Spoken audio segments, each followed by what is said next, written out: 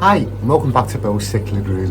Well, this weekend on the 3rd of March, it's the North West Cichlid Group auction up in Rainford and St Helens. So I know I've done a couple of videos on what actually happens at the auctions, but I thought, well, let's go through the actual background of the auctions and what we actually do to actually set the auctions up.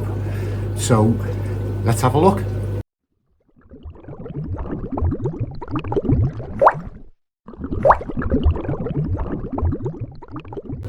So a number of clubs in the UK, well, all around the world, they actually do hold auctions. The North West Cichlid Group, we've been holding the auctions for about 25 years now, and the team that actually put together the auctions at the moment, which is Mal Rimmer, Steph and myself, and Phil and Jill, we've actually been doing it for probably best part of 10 years, so we've got it down pat really, so we know exactly what we're doing, and it does help for the auction to run smoothly. But anyway, the first thing that happens is to get a lot of the North West Cichlid Group auction, you've got to register your interest in advance. So that's why you'll see on the leaflets like registrations for lots, and it's normally 6 weeks before the auction. So anyone that registers their interest, they actually get sent a list of rules. So there's 21 rules altogether. So if we just have a look at some of them, and why I'm actually looking at these, I'll actually get some footage of my South American tank so you can see how that one's going on.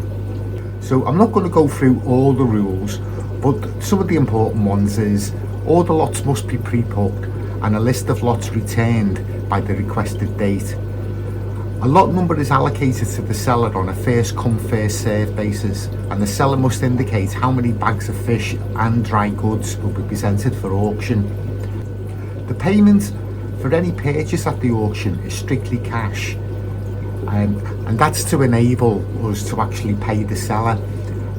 There is a commission on all the sales which goes to the club, and that helps to pay for the room hire on the day. All electrical goods must be clearly labelled in full working order or for spare parts only, and you must provide a name and a contact phone number. One of the important ones here, all fish presented for auction must be double bagged or in a suitable container such as a bucket, and all the fish must be presented in sealed insulated packaging, e.g. polystyrene box. The adult fish must be packed one per double bag or container if it's an adult fish, but if the younger fish, you can actually put more than one in a bag. Mouth brooding species must be at least 1.5 inch standard length, not including the tail, and egg laying species must be at least 1 inch standard length, and any live bearers 3/4 inch standard length. The reason for this is so that we can actually see if there's any deformities in the fish, and in fact to make sure that it is the fish being presented. All the lots to be clearly labelled and numbered consecutive from number 1. The label must also state the seller's lot number, the type of fish, the number in the bag, and any reserve price. Now, what happens with the reserve price? We won't actually go below the reserve. So if you've got a pair of fish and you've got a reserve of £5, the auction actually starts at £5, and if there's no bids, it actually gets withdrawn from the auction. So as I mentioned before, the auction actually starts at the reserve price, and then it goes up in 50p's. So let's say, for example, there's a group of Corridor Stirby going through. So the reserve price is £5 for a bag of 2, and there's 3 or 4 people interested, and it actually goes up to £8 for the winning bid. So the person that actually bid the £8, if there's more than one lot, would be offered like all the lots for £8. So if there's 6 lots at £8, he'll be offered all 6 at £8 each. So if he's after the breeding group, he might take 4, which would leave 2 left. And what would happen with those 2? It would go back to the reserve price and it would start again. So there has been a bit of confusion over that in the past with some other auctions, and some YouTubers actually saying they don't understand how it works. But that's exactly how it works. So if you actually want a breeding group of them, or like more than a bag of 2, It's in your best interest to actually get the winning bid, and then you get to choose how many you get.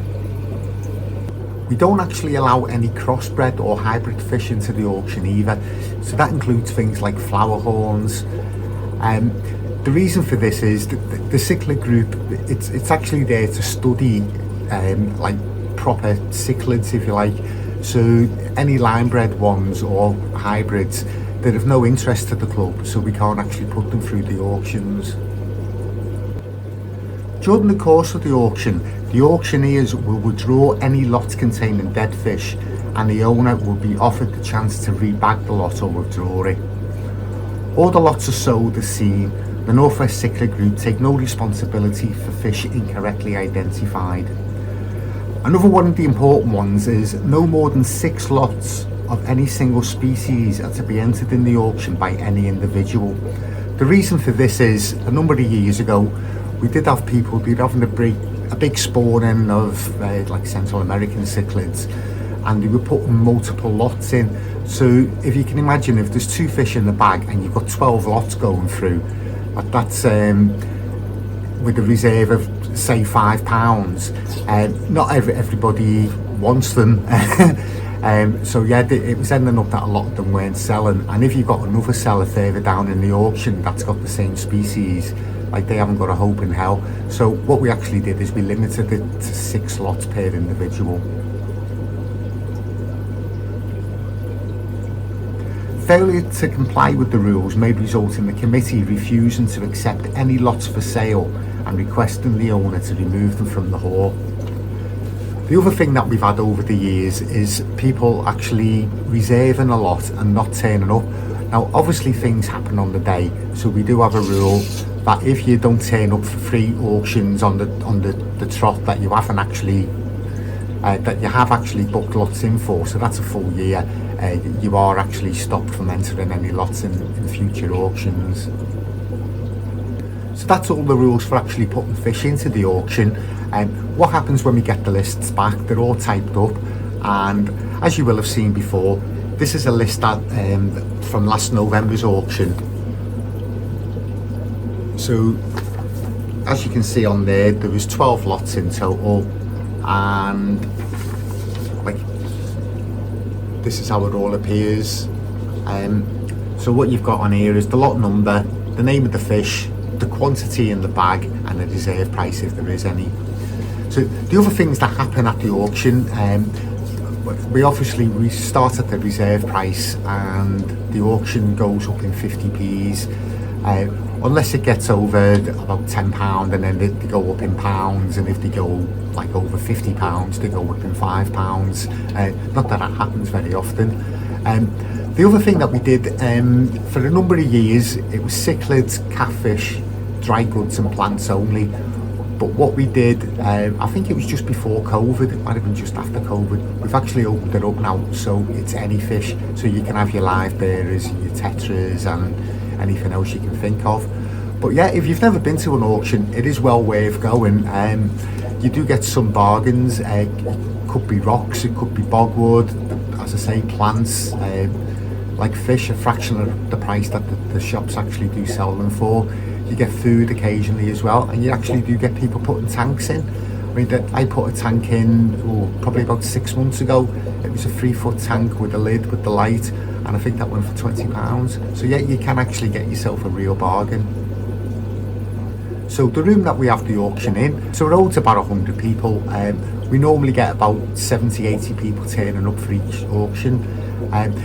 There is a fee to actually go in, which is a nominal fee, and then if you do want a copy of the catalogue so you can actually follow along with the auction, we actually do sell those as well. I think it's about 50p. As I say, it's just a nominal fee.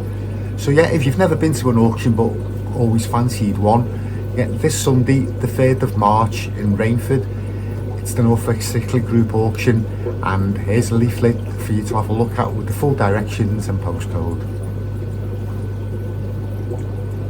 So thanks for watching. So I'm sure either myself or Paul, just Fish North West, his YouTube channel, one of us, if not both of us, will actually be doing like a video on the day, and we'll get that up as soon as possible. And yeah, it would be nice to see some of you there. So till next time, keep well.